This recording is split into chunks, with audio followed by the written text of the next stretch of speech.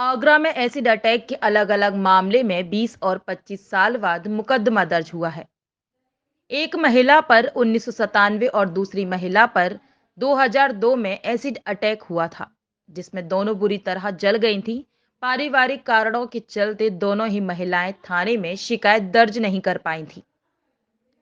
अब सामाजिक संस्थाओं की मदद के बाद दोनों ने मुकदमा दर्ज कराया है। जानकारी के अनुसार आगरा के थाना एतमाद-दौला की महिला अपनी बहन की अलीगढ़ में स्थित ससुराल में गई थी। बहन के देवर आरिफ पुत्र हनीफ निवासी मसानी का नगला ने वर्ष 2002 में 7 सितंबर को उसके ऊपर तेजाब डाल दिया। इससे उसका चेहरा और शरीर बुरी तरह से जल गया। महिला ने बताया कि जब उसके ऊपर तेजाब डाला गया था, तब वह मात्र 14 साल की थी। उसने अपने परिजनों से शिकायत करने के लिए कहा, लेकिन परिजनों ने शिकायत न करने का दबाव डाला। इसके बाद से अब तक उसने शिकायत नहीं की, लेकिन अब उसने एनजीओ की मदद से आगरा के पुलिस कमिश्नर से अपने बहन के देवर द्वारा किए गए एसिड अटैक की शिकायत की। इसके बाद पुलिस कमिश्नर ने थाना एतमाद-दौला पुलिस को मुकदमा दर्ज करने के निर्देश दिए। वहीं आगरा की ही एक और महिला के ऊपर वर्ष 2097 में एसिड अटैक किया गया था। उस समय महिला की उम्र करीब 16 वर्ष थी। महिला ने बताया कि जून के महीने में एक दिन वह राजा मंडी बाजार से अपने घर की तरफ आ रही थी।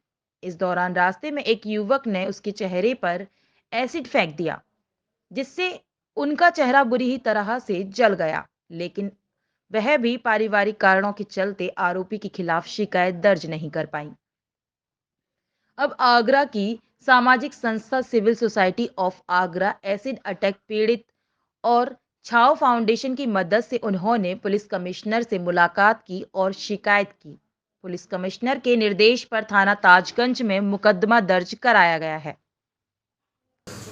देखिए, जैसे आपके संज्ञान में है कि civil society foundation, civil society of Agra और शाम फाउंडेशन, इनके लोग जो हमारे यहाँ शीरोज़ कैफ़े है, वहाँ एसिड अटैक के जो विक्टिम्स हैं, वो अपने दम पे एक एनजीओ के माध्यम से वहाँ पे एक कैफ़े रन कर रही हैं काफ़ी सालों से।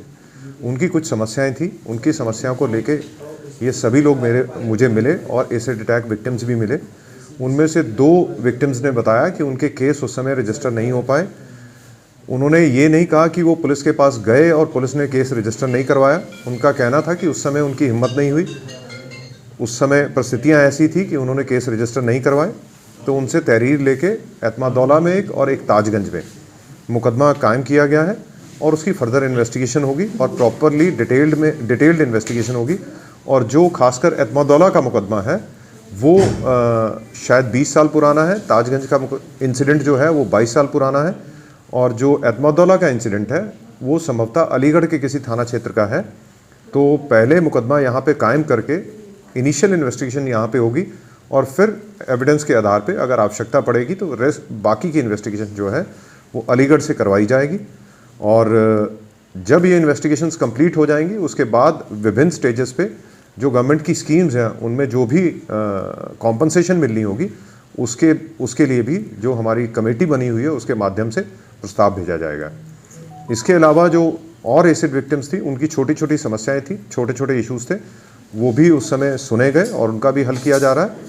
और इसके अलावा उनका ये रिक्वेस्ट था कि कहीं भी ओपन में अनलाइसेंस्ड एसिड की बिक्री ना हो, जिसमें सभी एसएचओ इंस्पेक्टर्स को निर्देश दिए गए और आगे आने वाले समय में लगातार ये अभियान भी चलता रहेगा ताकि ओपनली कहीं भी कोई इस तरह का एसिडिक पदार्थ ना बिके। ये पूरे कमिश्नरेट में इसको प्रभावी ढंग से लागू किया जाएगा, सभी एसीपीज़ के माध्यम से, सभी डीसीपीज़ के माध्यम से और सभी एसएचओज़ के माध्यम से।